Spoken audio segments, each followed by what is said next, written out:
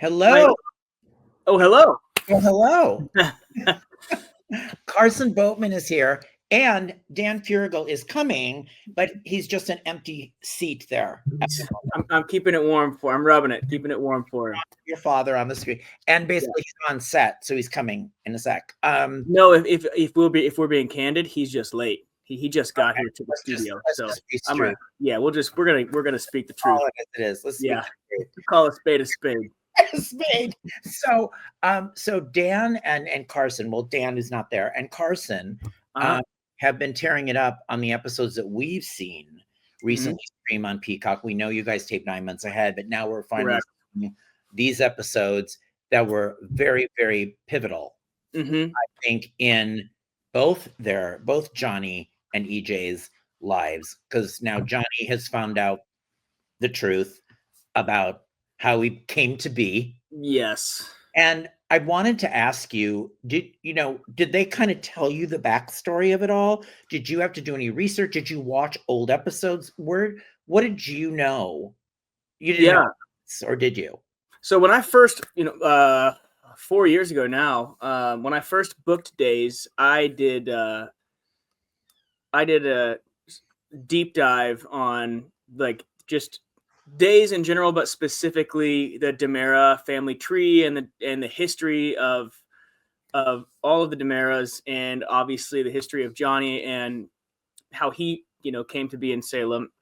And so I read that happened. I read that EJ had forced himself onto Sami in order to save Lucas, and that Johnny and Allie are twins with different fathers. So I knew that. And I knew obviously that all of the audience knew that. What I did not know was that Johnny and Allie never knew that.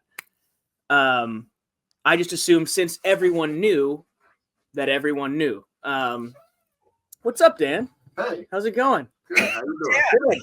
Looking stylish as ever. Yeah, I'm definitely dressed to impress. We're so glad you joined us, Dan. Hey, how you doing?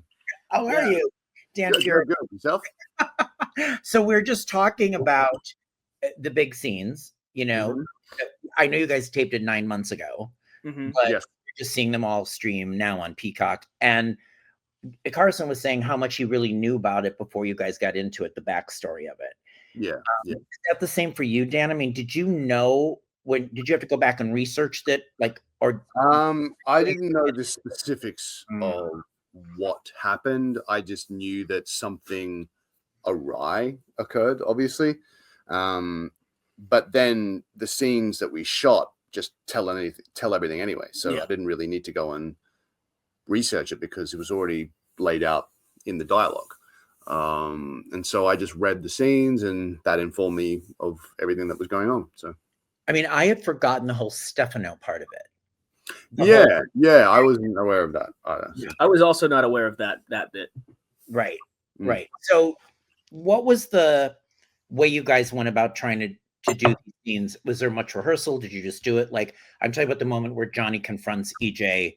He's armed with the truth, and he comes at him, and they're very heavy emotional scenes for both of you. So did you have to, was there a lot of preparation? How much rehearsal do you get, or just go do it? Because this is Days of Our Lives and we have no time. I think the only thing we kind of did was we made sure that we knew the dialogue back to front, especially Carson, because he has the bulk of the dialogue in it.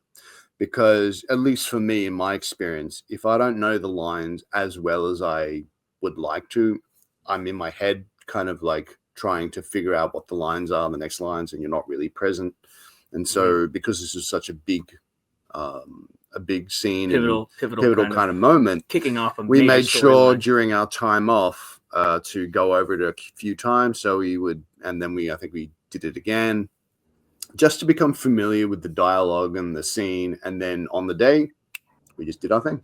Yeah, we spent, a lot of times, especially when Dan and I are working together, if Raven and I are working together, we'll hop on a FaceTime like the night before work for like 40 minutes, just kind of run our lines quick.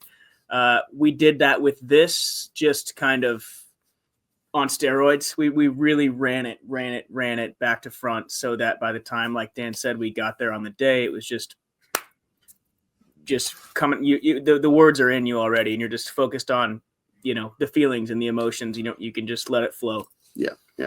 Dan, was it hard to rationalize what EJ had done for you, for what he had done to Sami, what he'd done about Lucas, what he'd done, or do you think it was just in line with how you know EJ to be?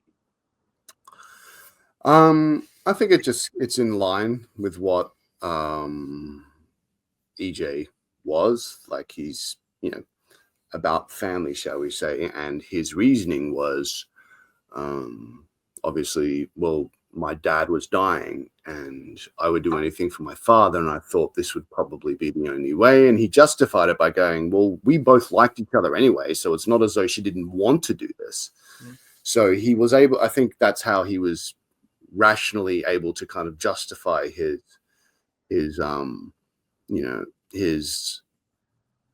I guess motives and what he did. Like, it was the typical, like, she said no, but she really meant yes, that kind of thing. So that's kind of, I guess, how he's justified it, and was able to, shall we say, attempt to live with what he did.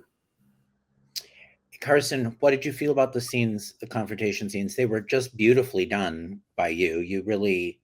They gave you the ball, I thought, in those scenes.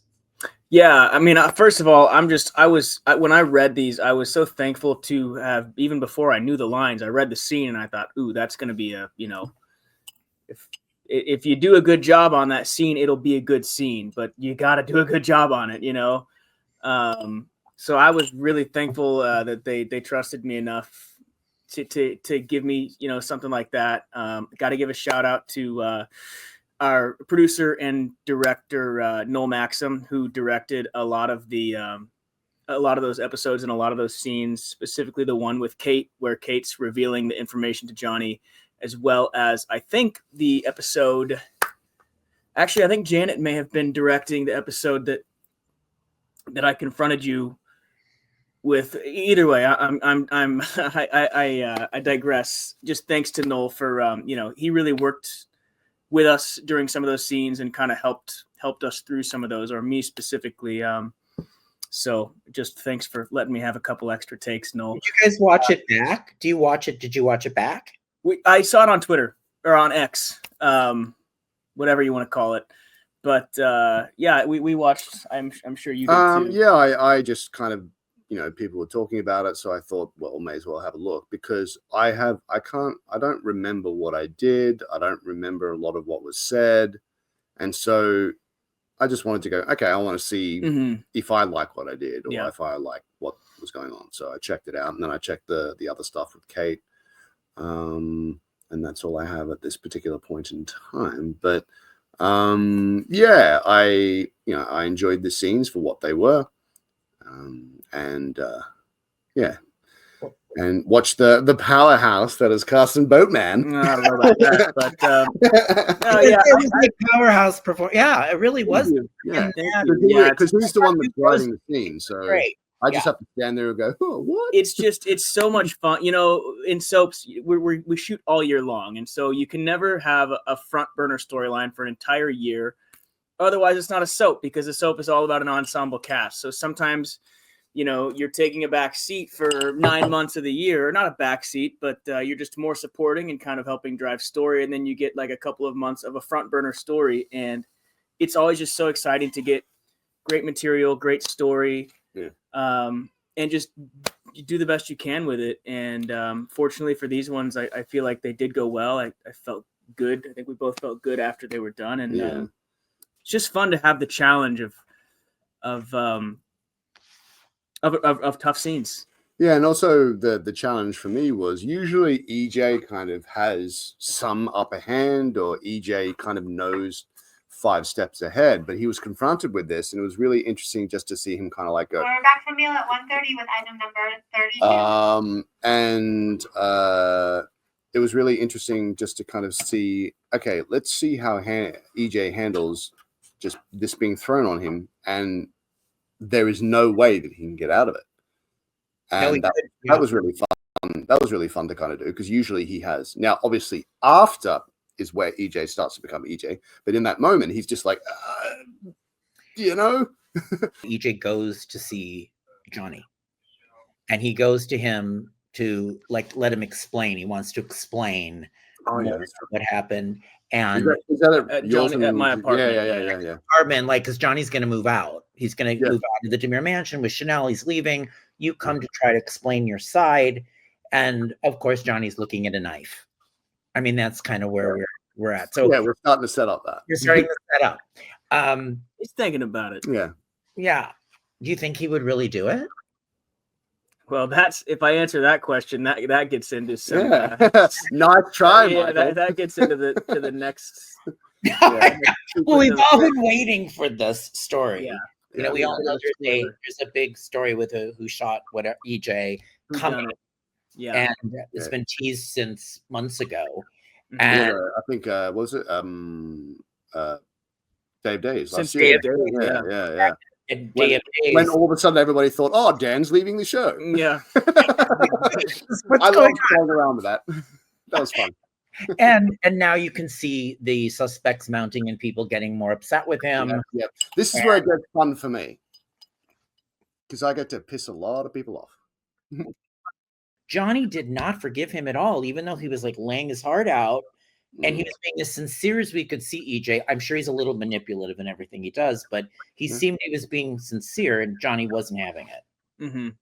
Right. So is that just kind of, is that his stance from here out at this point? I think I think so. I mean, if you think about it, if you found out somebody did that to your mother, it's horrible. They can apologize as sincerely as they possibly can. You're not getting probably my forgiveness. That's my mom, So thanks for the apology, but it's 20 years too late and a nickel short. Dan, what has it been like to have Carson play your son? Did you think, like, is it do you guys have a good dynamic in that father-son thing? Because you seem more like, obviously, you're good buddies as opposed to is the father-son thing hard to play when you're good kind of friends?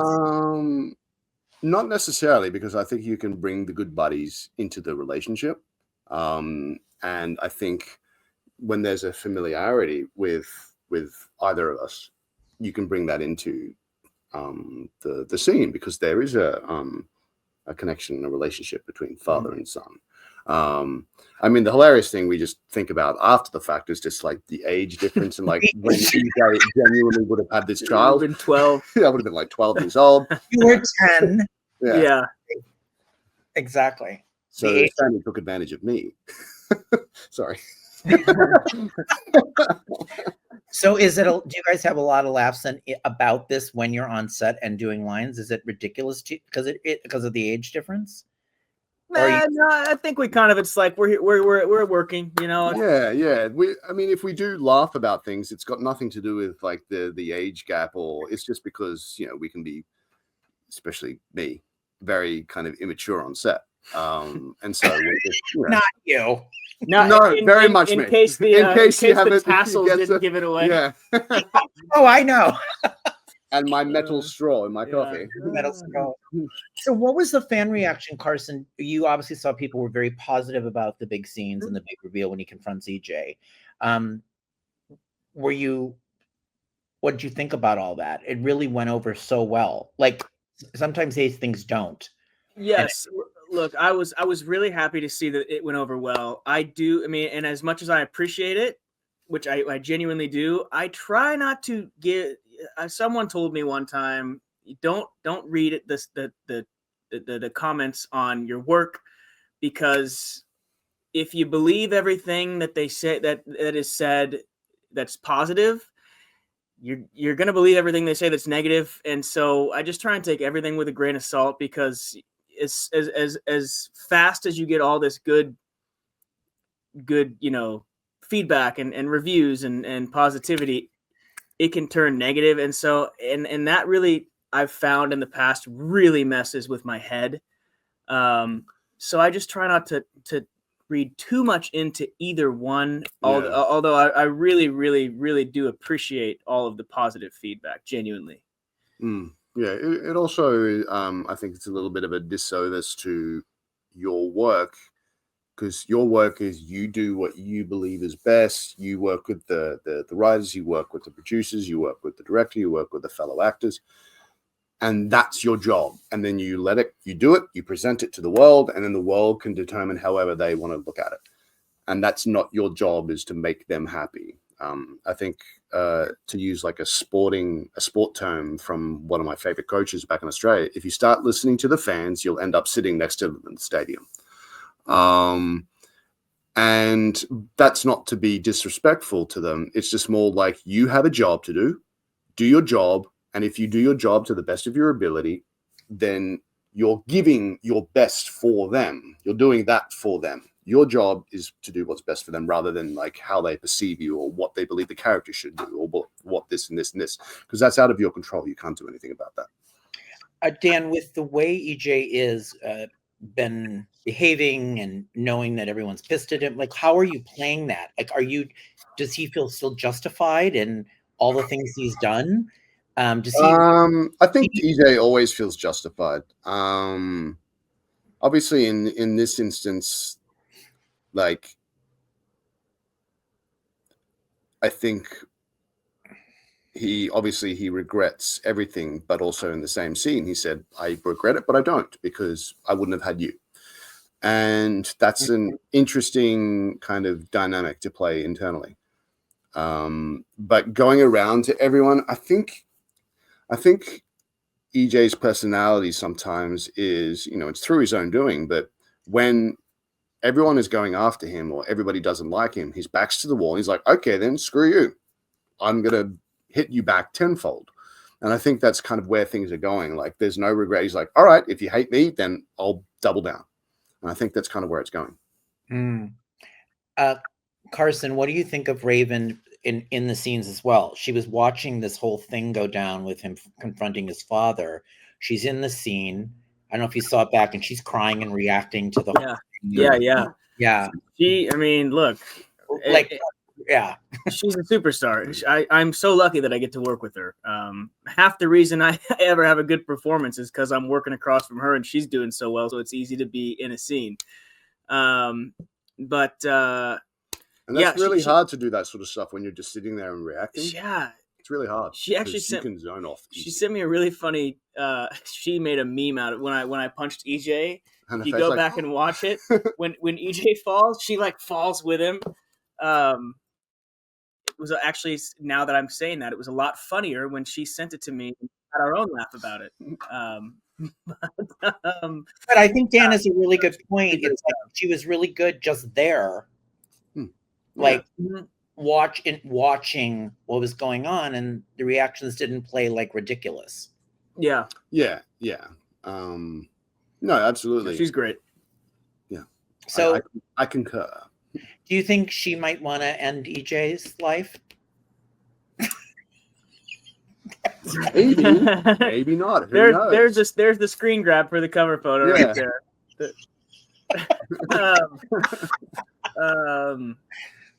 I kind of feel like everybody in Salem has a justification for wanting to kill I have a list.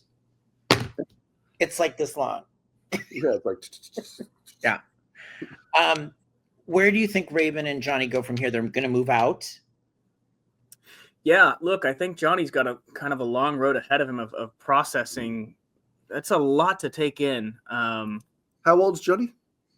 I think he's around maybe 22. Yeah, he should probably move out like that. Yeah, he's an adult. Yeah, yeah, but you know the DiMera mansion. I mean, everyone's living in that house. I know, or no one. Yeah. No, I think I think it's a great step for Johnny and Chanel. They're getting their own place. He's I know he's a big boy now. They've had plans to. I'm a big boy. I'm a big kid now.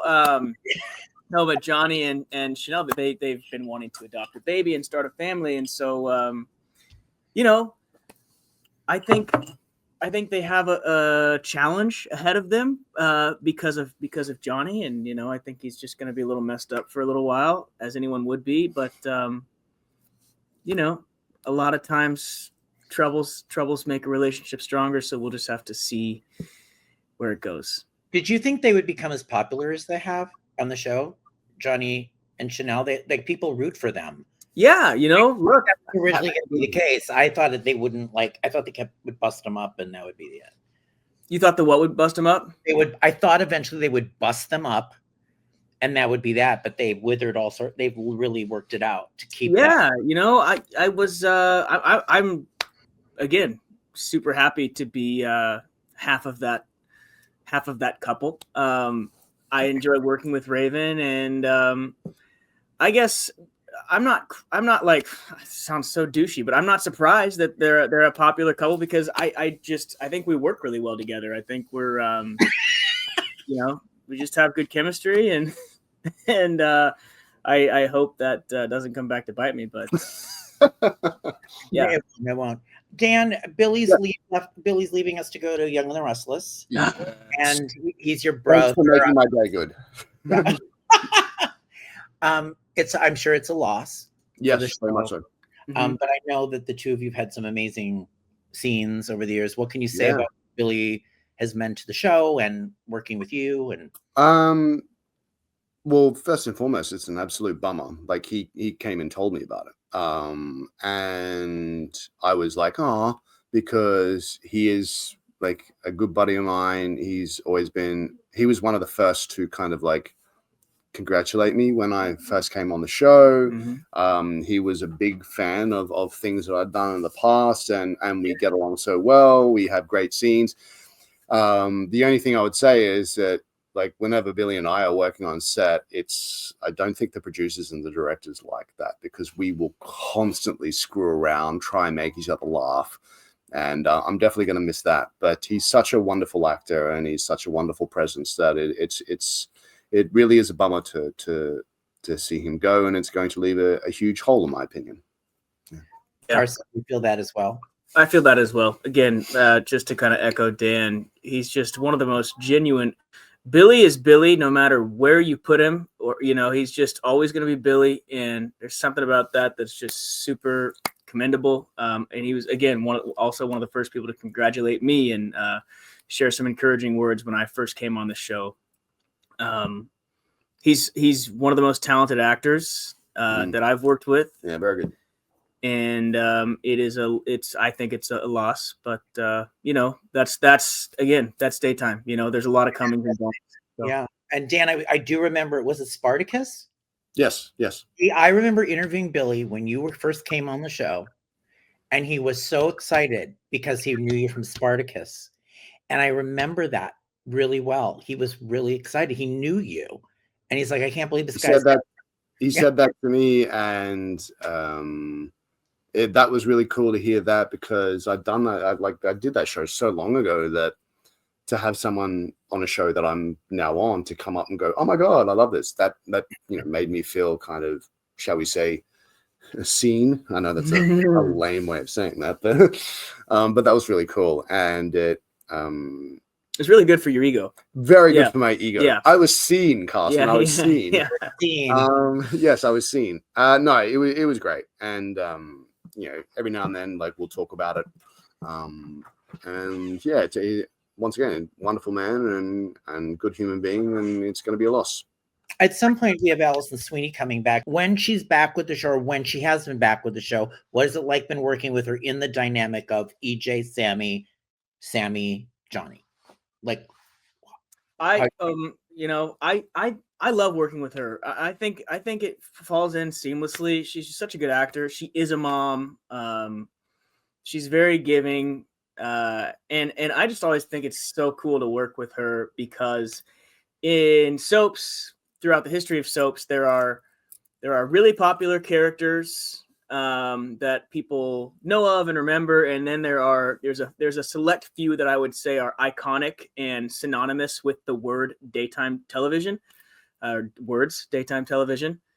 But she's one of them. Before I even was on the show as a kid, my mom would have soaps on, and she's just a face that comes to mind when you think of soap operas. So it's really cool to have the opportunity to work with her. And to be your son. Yeah. Yes. So you now know how you came to be. Yes. And we're going to get into that, I think, Johnny and Sami here soon. Yeah. And as I was saying a little bit before, when she comes on, like we just sink right into it. And because she was my first experience on the show for several months before she went on away, and yeah, we did. You know, you just sink straight into it, and it's great. So it's lovely. It still works. Like EJ Sami still works. Do you know what I mean? Yeah. Like, the history, it just even, you know. Well, she brings in the history. Right. Yeah. And she knows exactly what the dynamic is and all that sort of stuff. So I just kind of like go along with that. Yeah, she's incredibly insightful. Yeah, exactly. She has so much experience with her character. And again, it's like I was saying, it's really easy to do a good job, or it's easier to do a good job when you're working opposite someone who's just doing a great job. It's like you don't even have to act because they're doing so good. All you have to do is just listen to them and react, you know? Not intimidating, or was it intimidating first working with her? Right. Intimidating at first for me. At first it is, because but also I was just getting used to like the type of the show and the amount of dialogue and everything like that. So yeah, it is a little bit intimidating, but she's lovely and open and open-hearted. So she just lets you kind of like, you know, jump on in. Well, guys, thank you so much for taking the time today. Thank you. Carson and Dan on Days of Our Lives, streaming on Peacock. I'm very worried about EJ. As you should be. As you should be. And we'll see what happens with Johnny. Thank you guys so much. Thank you. Thanks for the time. Thank you very much. Appreciate that. It. Thank you.